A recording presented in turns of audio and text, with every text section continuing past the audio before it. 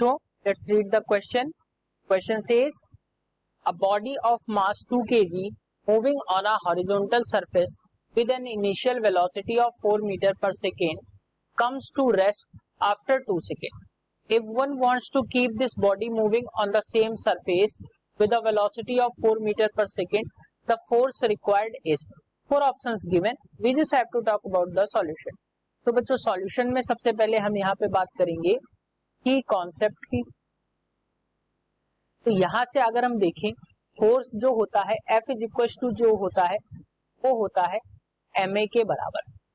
अब यहाँ पे जो क्वेश्चन है और एक चीज और याद रखना, जो फर्स्ट इक्वेशन ऑफ मोशन है वो क्या है, v is equal to 2 plus at.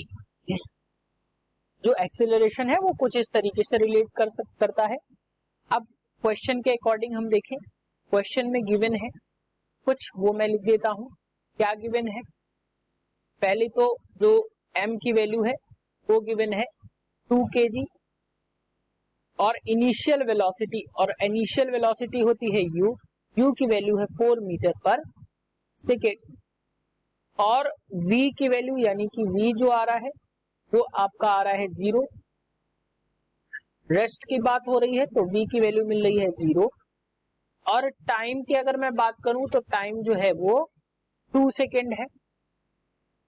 अब बच्चों यहाँ पे क्या है, if one wants to keep this body moving on the same surface, force जो है वो फोर्स की वैल्यू यहाँ पे पूछी गई है कि अगर हम 4 मीटर पर सेकेंड से ही इसको चलाए रखें तो रिक्वायर्ड फोर्स की वैल्यू क्या होगी. तो पहले हम a की वैल्यू यहाँ पे निकाल लें. अब ध्यान रखना कि जब a की वैल्यू हम देखेंगे तो यहाँ से a की वैल्यू हमें मिल जाएगी v minus u upon t equals to, अब यहां से a की वैल्यू हमें क्या मिल जाएगी, v की वैल्यू है 0 माइनस u की वैल्यू है 4 अपॉन t की वैल्यू है 2, तो ये आ जाएगा माइनस 4/2.